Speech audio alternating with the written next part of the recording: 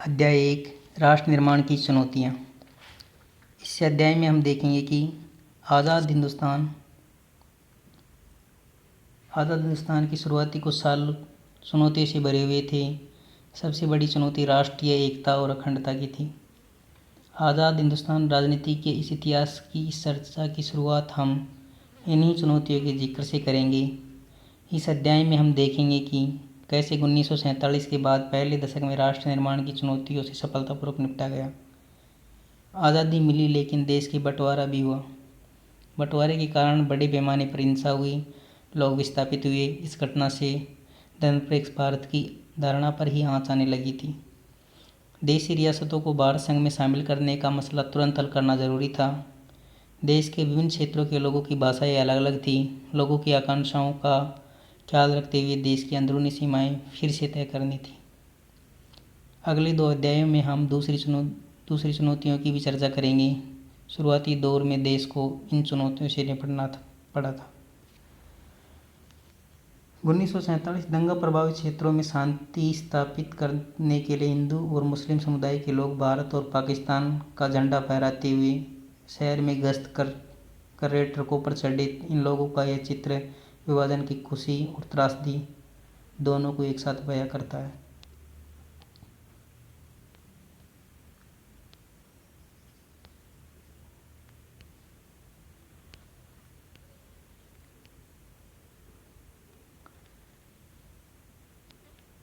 अब अध्याय 1 राष्ट्र निर्माण की चुनौतियाँ।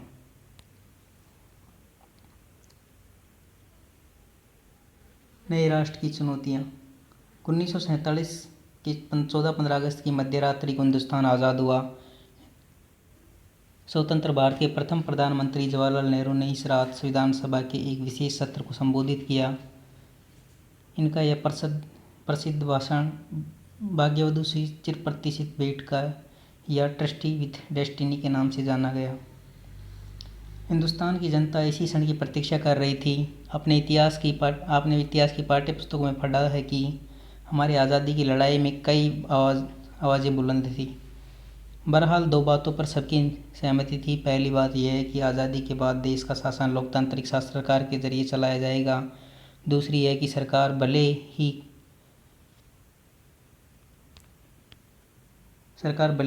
के लिए ही काम करेगी।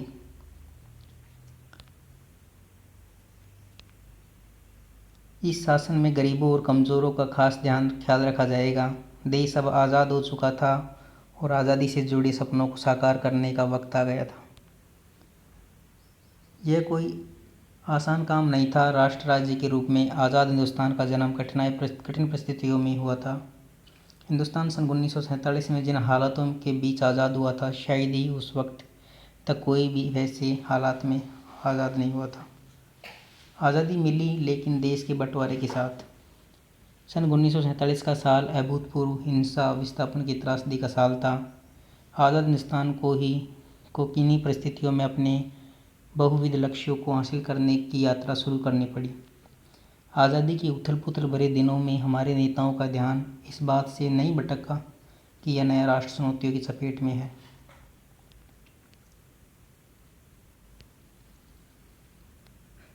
15 अगस्त 1947 लाल किले की प्राचीर से भाषण देते प्रधानमंत्री जवाहरलाल नेहरू।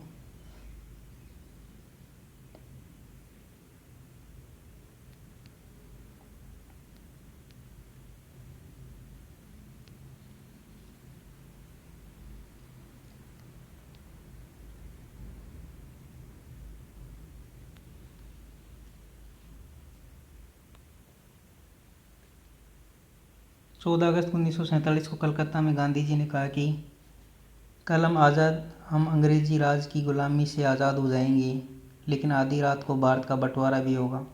इसलिए कल का दिन हमारे लिए खुशी का दिन होगा और गम का दिन भी होगा। मुख्य तौर पर भारत के सामने 3 तरह की चुनौतियाँ थीं। पहली और तात्कालिक चुनौती एकता के सूत्र में बंधे एक ऐसे भारत को गढ़ने की थी जिसमें भारतीय समाज की सारी विविधताओं के लिए जगह हो। भारत अपने आकार और विविधता में किसी महादेश के बराबर था। यहाँ अलग अलग बोली बोलने वाले लोग रहते थे। उनकी संस्कृति अलग थी और वे अलग अलग धर्मों के अनुयायी थे। उस वक्त आम तौर पर यही माना जाता था कि इतनी विविधताओं से भरा कोई देश ज़्यादा दिनों तक एकजुट नहीं रह सकता। देश के विभाजन के साथ लोगों के मन में समाई ये आकांक्षा एक तरह से सच साबित हुई थी। भारत के भविष्य को लेकर गंभीर सवाल खड़े थे। क्या भारत एक रह पाएगा? क्या ऐसा करने के लिए भारत सिर्फ राष्ट्रीय एकता की बात कर सबसे ज़्यादा जोर देगा और बाकी उद्देश्यों को तिलांजलि दे देगा? क्या ऐसे में हर क्षेत्र और उपक्षेत्र का पहचान को खारिज कर दिया जाएगा? उस वक्त तक सबसे तीखा और चुभता हुआ एक सवाल यह भी था कि भारत की क्षेत्रीय अखंडता को कैसे हासिल किया जाए।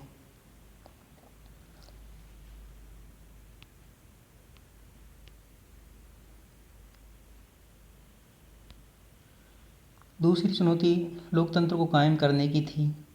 अब आप भारतीय संविधान के बारे में पहले ही पढ़ चुके हैं। आप जानते हैं कि भारतीय संविधान में मौलिक अधिकारों की गारंटी दी गई है और हर नागरिक को मतदान का अधिकार दिया है। भारत ने संसदीय शासन पर आधारित प्रतिनिधित्वमूलक लोकतंत्र को अपनाया। इस विशेषता से यह सुनिश्चित हो गया कि लोकतांत्रिक ढांचे के भीतर राजनीतिक मुकाबले होंगे। लोकतंत्र को एक कायम करने के लिए लोकतांत्रिक संविधान जरूरी होता है, लेकिन इतना बड़ी काफ़ी नहीं है। चुनौतियाँ यह भी थी कि संविधान में मेल खाते लोकतंत्र व्यवहार बर्ताव में या चलन में आए। तीसरी चुनौती थी ऐसे विकास की जिसमें समूचे समाज का भला हो, न कि कुछ तबकों का। इस मोर्चे पर सभी संविधान में यह बात साफ कर दी गई कि सबके साथ समानता का बर्ताव किया जाए और सामाजिक रूप से वंचित तबकों तथा धार्मिक सांस्कृतिक अल्पसंख्यक समुदाय को विशेष सुरक्षा दी जाए। संविधान ने राज्यों के नीति निर्देशक तत्वों के अंतर्गत लोक कल्याण के उन लक्ष्यों को भी स्पष्ट कर दिया जिन्हें राजनीति को जरूर पूरा करना चाहिए। अब असली चुनौती आर्थिक विकास तथा गरीबी के खात्मे के लिए कारगर नीतियों को तैयार करने की थी। आज़ाद हिंदुस्तान ने इन चुनौतियों के आगे क्या रुख अपनाया, संविधान में तय किए गए विभिन्न लक्ष्यों को हासिल करने की दिशा में कहाँ तक सफलता मिली, इस पूरी किताब में इन्हीं सवालों को खंगालने की कोशिश की गई है। इस किताब में आज़ादी के बाद के दौर की भारतीय राजनीति की कथा लिखी गई है ताकि आप खुद इन जैसे बड़े सवालों के अपने उत्तर तलाश पाने में काबिल हो सके। शुरुआत के 3 अध्यायों में हम जानने की कोशिश करेंगे कि ऊपर जिन 3 चुनौतियों का जिक्र किया गया है उनका आज़ादी के बाद शुरुआती सालों में कैसे सामना किया गया। आज़ादी के तुरंत बाद राष्ट्रीय निर्माण की चुनौतियां सबसे प्रमुख थीं। इस पहले अध्याय में हम इसी चुनौती पर ध्यान केंद्रित करेंगे। शुरुआत में इन घटनाओं की चर्चा की जाएगी जिन्हें आज़ादी को एक संदर्भ प्रदान किया। इससे हमें यह समझने में मदद मिलेगी कि आज़ादी के समय राष्ट्रीय एकता और सुरक्षा का सवाल सबसे प्रमुख चुनौती के रूप में क्यों उभरा। इसके बाद हम यह देखेंगे कि भारत में एक राष्ट्र के रूप में अपने को किस तरह से एक साझे इतिहास तथा साझे नियति के फलक पर गढ़ा। आगे 2 अध्याय में हम लोकतंत्र कायम करने और बराबरी तथा इंसाफ पर आधारित आर्थिक विकास हासिल करने की चुनौतियों पर विचार करेंगे।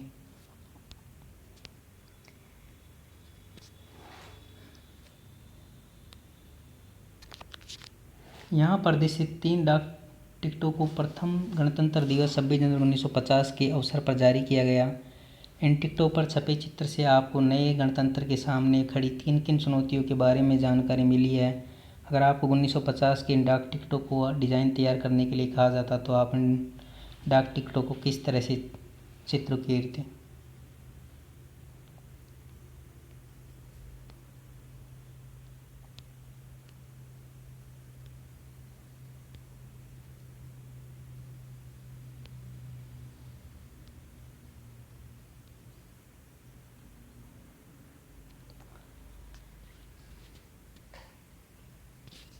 एक कविता है फैज़ मोहम्मद साहब की, सुबह ए आज़ादी।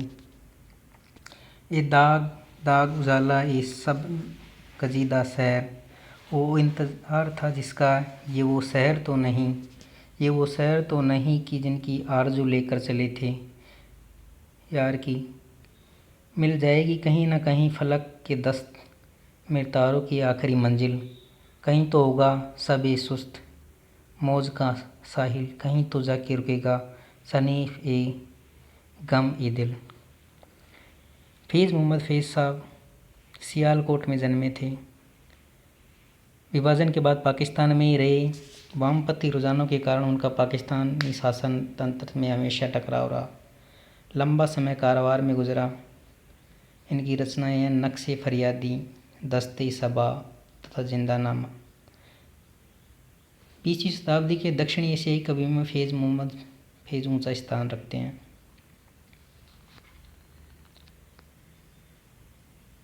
11 अगस्त 1947 को कराची में पाकिस्तान की संविधान सभा में अध्यक्षीय भाषण कर देते हुए मोहम्मद अली जिन्ना ने कहा, हमें बहुसंख्यक और अल्पसंख्यक समुदायों की इस जटिलता को दूर करने की भावना से काम करना चाहिए। बहुसंख्यक और अल्पसंख्यक दोनों ही समुदाय में तरह तरह के लोग शामिल हैं। अगर मुसलमान, पठान, पंजाबी, सिया और सुन्नी आदि में बटे हैं तो हिंदू भी ब्राह्मण, वैष्णव, खन्नी तथा बंगाली, मद्रासी आदि समुदाय में हैं। पाकिस्तान में आप आज़ाद हैं। आप अपने मंदिर में जाने के लिए आज़ाद हैं। आप अपनी मस्जिद में जाने के लिए आज़ाद हैं या किसी अन्य पूजा स्थल पर जाने के लिए आज़ाद हैं। आपके धर्म, आपकी जाति, आपके विश्वास से राज्य को कुछ लेना देना नहीं है।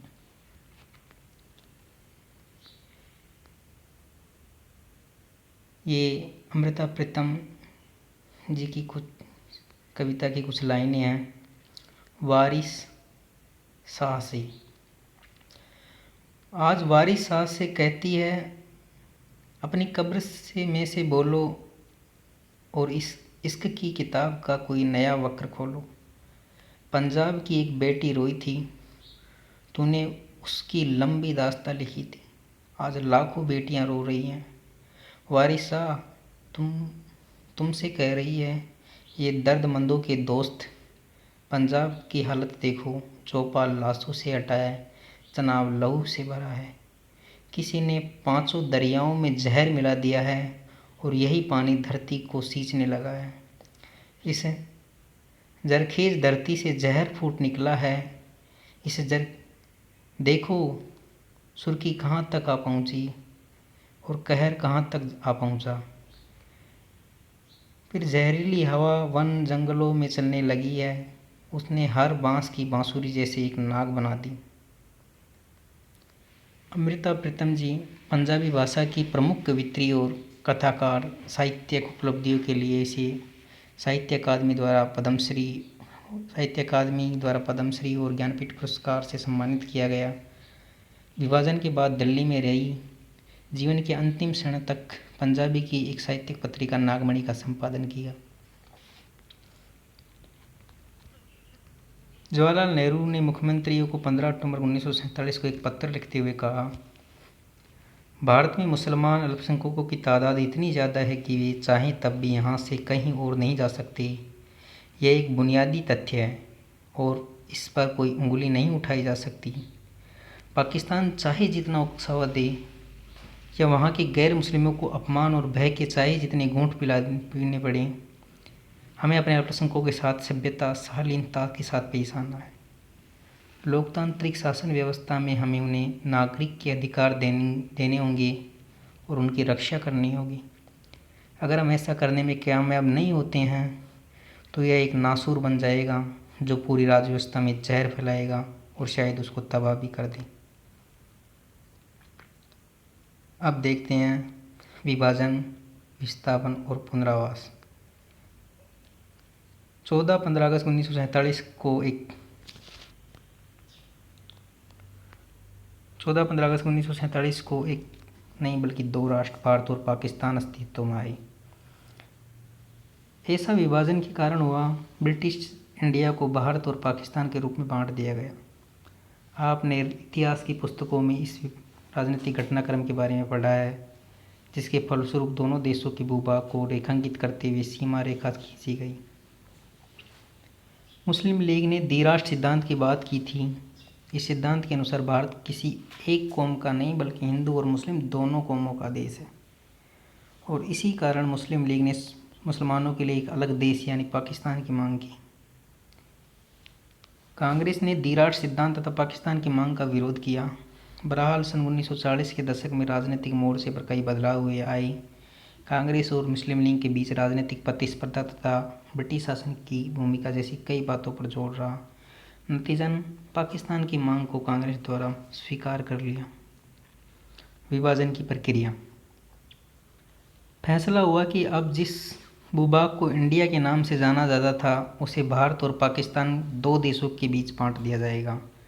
यह विभाजन दर्दनाक तो था ही, इस पर फैसला करना और अमल मिलाना और भी कठिन था। तय किया गया कि धार्मिक बहुसंख्या को विभाजन का आधार बनाया जाएगा। इसके मायने ये थे कि जिन इलाकों में मुस्लिम बहुसंख्यक थे वे इलाके पाकिस्तान के भूभाग के होंगे और शेष हिस्से भारत कहलाएंगे। यह बात थोड़ी आसान जान पड़ती है, लेकिन असल में इसमें कई किस्म की दिक्कतें थी।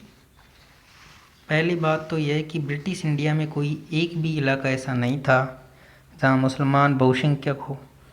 ऐसे दो इलाके थे जहाँ मुसलमानों की आबादी ज़्यादा थी। एक इलाका था पश्चिम में, दूसरा इलाका पूर्व में। ऐसा कोई तरीका न था कि इन दोनों इलाकों को जोड़कर एक जगह कर दिया जाए।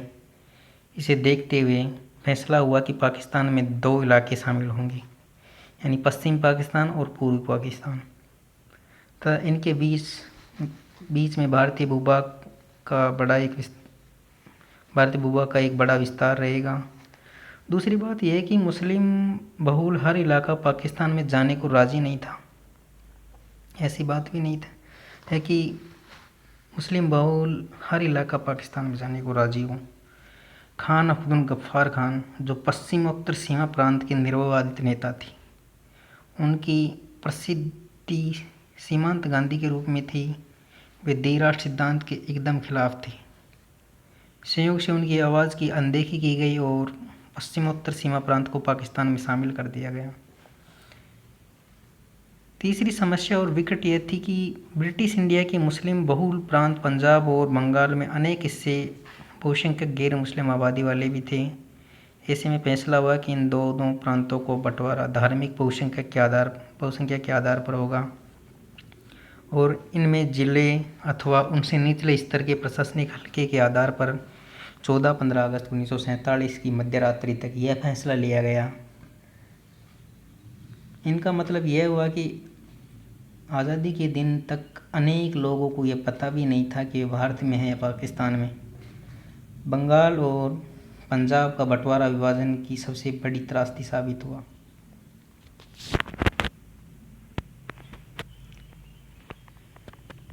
इसी समस्या से जुड़ी हुई चौथी और विभाजन की सबसे अबूझ कठिन अल्पसंख्यकों की थी। सीमा के दोनों तरफ अल्पसंख्यक थे। जो इलाके अब पाकिस्तान में हैं वहाँ लाखों की संख्या में हिंदू और सिख आबादी थी। ठीक इसी तरह पंजाब और बंगाल के भारतीय भूभाग में भी लाखों की संख्या में मुस्लिम आबादी थी। दिल्ली और उसके आसपास के इलाकों में भी मुसलमानों की एक बड़ी आबादी थी। ये सब लोग एक तरह से सासत में थे। इन लोगों ने पाया कि हम तो अपने ही घर में विदेशी बन गए हैं। जिस ज़मीन पे वे और उनके पुरखे सदियों से आबाद रहे, उनकी ज़मीन पर वे विदेशी बन गए हैं। जैसे ही यह बात साफ हुई कि देश का बंटवारा हो गया है, वैसे ही हिंसा उन समुदायों के खिलाफ अभूतपूर्व स्तर पर पहुंच गई जो अपने अपने क्षेत्रों में संख्या में कम थे। इन कठिनाइयों से उबरने के लिए किसी के पास कोई योजना नहीं थी। शुरू में लोग बाग और नेता यही मानकर चल रहे थे कि हिंसा की घटनाएं अस्थायी हैं और जल्द ही इनको काबू में कर लिया जाएगा, लेकिन बड़ी जल्दी हिंसा नियंत्रण से बाहर हो गई। सीमा के दोनों ओर ऐसे समुदायों का प्राय कुछ घंटों की सूचना पर अपने घरों को छोड़ने के लिए मजबूर होना पड़ा। विभाजन के परिणाम क्या हुए? सन 1947 में बड़े पैमाने पर एक जगह की आबादी दूसरी जगह जाने को मजबूर हो गई। आज़ादी का यह स्थानांतरण आकस्मिक, अनियोजित और त्रासदी से भरा था। मानव इतिहास का अब तक का ज्ञात सबसे बड़ा स्थानांतरणों में से एक था। धर्म के नाम पर एक समुदाय के लोग दूसरे समुदाय के लोगों को बेरहमी से मारा लाहौर, अमृतसर, कलकत्ता जैसे शहर सांप्रदायिक अखाड़े में तब्दील हो गए। जिन इलाकों में ज़्यादातर हिंदू तथा सिख आबादी थी, उन इलाकों में मुसलमानों ने जाना छोड़ दिया। ठीक इसी तरह मुस्लिम बाहुल्य क्षेत्रों में हिंदुओं और सिखों ने भी जाना छोड़ दिया। लोग अपना घर बार छोड़ने के लिए मजबूर हो गए। वे सीमा के एक तरफ से दूसरी तरफ गए और इस क्रम में लोगों में बड़ी से बड़ी विपत्ति का सामना करना पड़ा। लोग दोनों ही तरफ के अल्पसंख्यक अपने घरों से भाग खड़े हुए और अक्सर अस्थायी तौर पर उन्होंने शिविरों में शरण ली। कल तक जो अपना वतन हुआ करता था, वहीं की पुलिस अथवा स्थानीय प्रशासन अब उन लोगों के साथ बेरुखाई का बर्ताव कर रहा था। लोगों को सीमा के दूसरी तरफ जाना पड़ा और ऐसा उन्हें हर हाल में करना था। अक्सर लोगों ने पैदल चलकर यह दूरी तय की।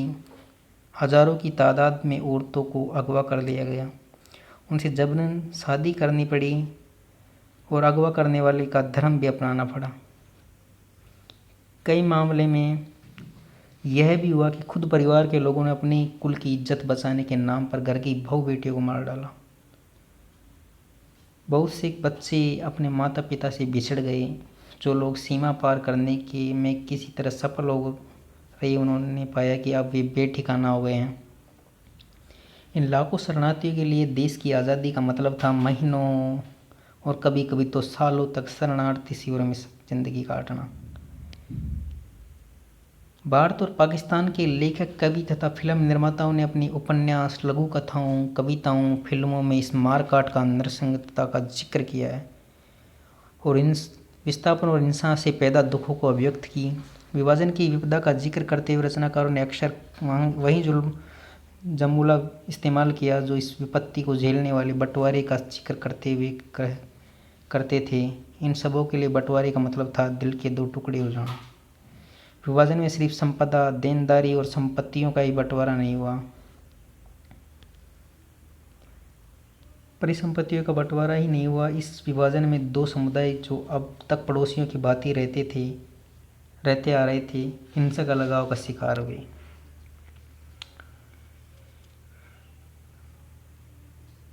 नोआखली की बांग्लादेश की यात्रा, गांधी की 1947।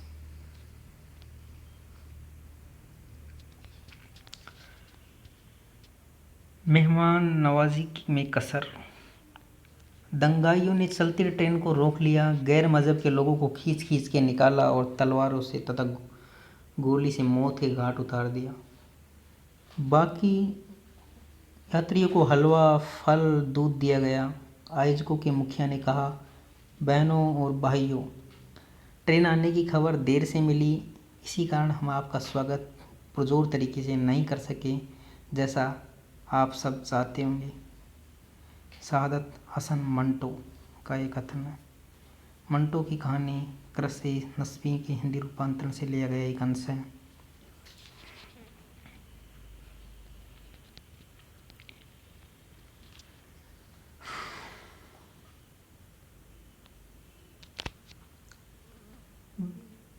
विपत्तीय संपदा के साथ साथ टेबल, कुर्सी, टाइपराइटर, पुलिस के वाद्य यंत्र, यहाँ तक कि वाद्य यंत्रों का भी बंटवारा हुआ।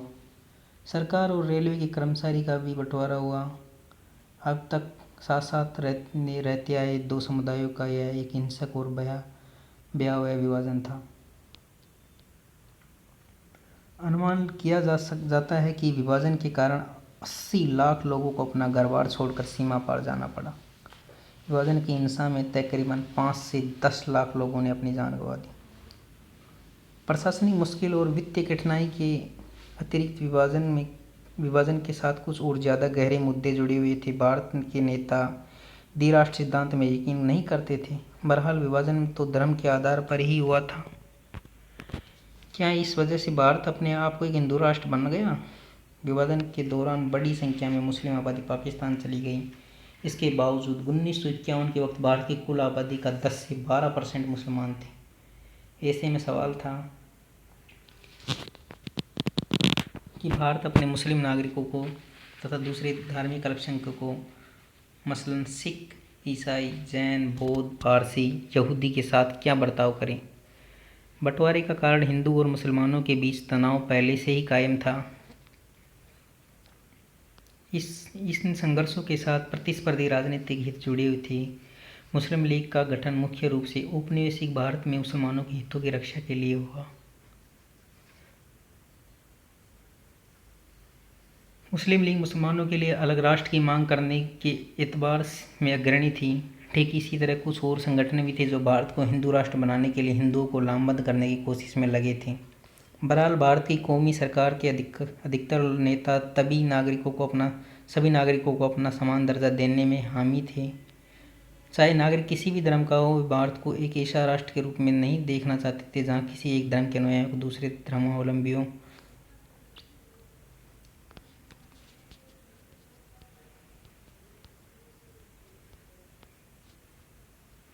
के ऊपर वरीयता दी जाए अथवा किसी एक धर्म के विश्वास के मुकाबले बाकी को हीन समझा जाता हो। वे मानते थे कि नागरिक चाहे जिस धर्म को माने, उनका दर्जा बाकी नागरिकों के बराबर ही होना चाहिए। नागरिकता की कसौटी धर्म को नहीं बनाया जाना चाहिए। हमारे नेतागण धर्मनिरपेक्ष राज्य के आदर्श में अहम हिमायती थे। उनके इसी आदर्श की अभिव्यक्ति भारतीय संविधान में हुई है।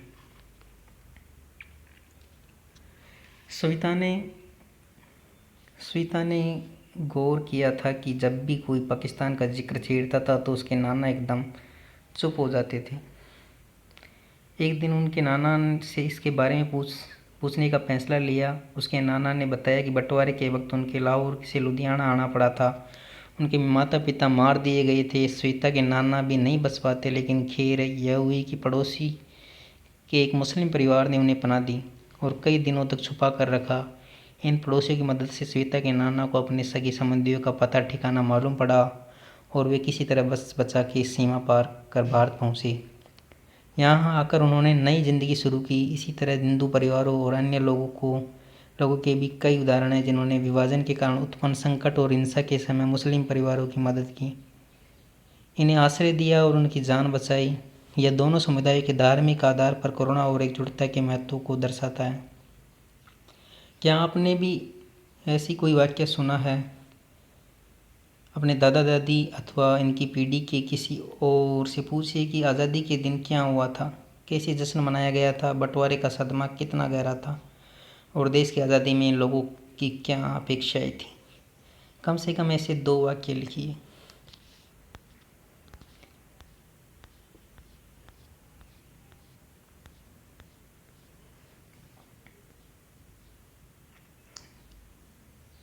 गर्म हवा। सलीम मिर्ज़ा आगरा में रहते हैं और जूते का व्यवसाय करते हैं। विभाजन के बाद सलीम मिर्ज़ा अपने ही लोगों के बीच अजनबी बन जाते हैं। विभाजन के पहले माहौल में सलीम अपने आसपास की दुनिया से संबंध नहीं बिठा पाते। धीरे धीरे उनका व्यवसाय भी चौपट होने लगता है। देश की दूसरी तरफ से आया एक शरणार्थी परिवार उनके पुश्तैनी मकान पर कब्जा कर लेता है। घटनाओं की इस गहमागहमी में सलीम की बेटी मौत को गले लगा लेती है, लेकिन सलीम फिर भी उम्मीद नहीं छोड़ते। उन्होंने यकीन है कि हालात दोबारा सामान्य होंगे। सलीम की इस सोच से उनके परिवार वाले ही इत्तेफाक नहीं रखते। परिवार के अन्य सदस्यों ने पाकिस्तान जाने का फैसला कर लिया है। सलीम पाकिस्तान जाने की व्यवस्था और भारतीय रहने की इच्छा के बीच फंसे गए हैं। कहानी में सलीम के सामने एक निर्णायक क्षण आता है जब वह छात्रों के एक जत्थे को सड़क से गुजरता हुआ देखते हैं। आंदोलनकारी छात्र सड़क से एक तरफ असुविधाओं की मांग कर रहे हैं। छात्रों की इस जत्थे में सलीम का बेटा सिकंदर भी शामिल है। आपकी राय में मिर्ज़ा सलीम का फिल्म के अंत में क्या रुख रहा होगा? ऐसी परिस्थितियों में आप क्या करते? वर्ष 1973 की फिल्म है। निर्देशक हैं MS संथ्यू, पटकथा KP आज़मी। अभिनय किया है बलराज साहनी और जलाल आगानी, फारूक शेख, गीता सिद्धार्थ।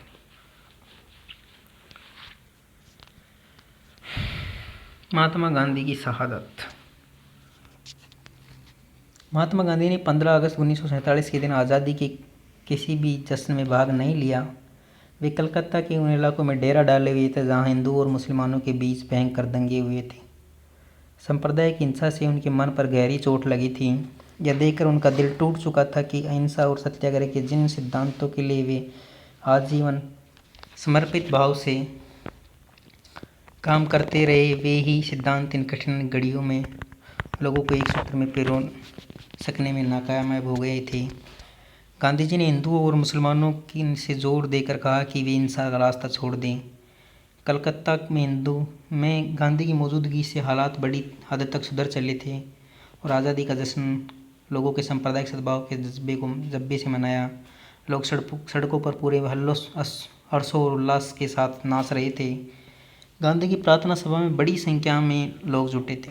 बहरहाल यह स्थिति ज़्यादा दिनों तक कायम नहीं रही। हिंदुओं और मुसलमानों के बीच दंगे एक बार फिर भड़क उठे और गांधी जी अमन कायम करने के लिए उपवास पर बैठ गए। अगले महीने गांधी दिल्ली पहुंचे। दिल्ली में भी बड़े पैमाने पर हिंसा हुई थी। गांधी दिल से चाहते थे कि मुसलमानों को भारत में गरिमापूर्ण जीवन मिले और उन्हें बराबर का नागरिकता मिले। इस बात को सुनिश्चित करने के लिए वे बड़े चिंतित थे। भारत और पाकिस्तान के आपसी संबंधों को लेकर भी उनके मन में गहरी चिंताएं थी। उन्हें लगता था कि भारत की सरकार पाकिस्तान के प्रति अपनी वित्तीय वचनबद्धताओं को पूरा नहीं कर रही है। इस बात से वे नाखुश थे। इन सारी बातों को सोचकर उन्होंने 1948 की जनवरी में एक बार फिर उपवास रखना शुरू किया। यह उनका अंतिम उपवास साबित हुआ। कोलकाता की तरह दिल्ली में भी उनके उपवास का जादू ही असर हुआ। सांप्रदायिक तनाव और हिंसा में कमी आई। दिल्ली और उसके आसपास के इलाके के मुसलमान सुरक्षित अपने घरों में लौटे। भारत की सरकार पाकिस्तान को उनका देय चुकाने में राजी हो गई। बहरहाल गांधी जी के कामों से हर कोई खुश हो ऐसी बात भी नहीं थी। हिंदू और मुसलमान दोनों ही समुदाय के अतिवादी अपनी स्थिति के लिए गांधी जी पर दोष मढ़ रहे थे। इसके बावजूद गांधी जी ने सशस्त्र सुरक्षा हासिल करने से मना कर दिया और उन्होंने अपनी प्रार्थना सभा में हर किसी को मिलना जारी रखा। आखिरकार 30 जनवरी 1948 के दिन ऐसा ही एक हिंदू अतिवादी नाथूराम विनायक गोडसे गांधी जी की संध्याकालीन प्रार्थना सभा के समय उनकी तरफ चलता हुआ नज़दीक पहुंच गया। उन्हें गांधी जी पर 3 गोलियां चलाई और गांधी जी को तत्क्षण मार दिया। इस तरह न्याय और सहिष्णुता को आजीवन समर्पित एक आत्मा का देह शामिल हो गया।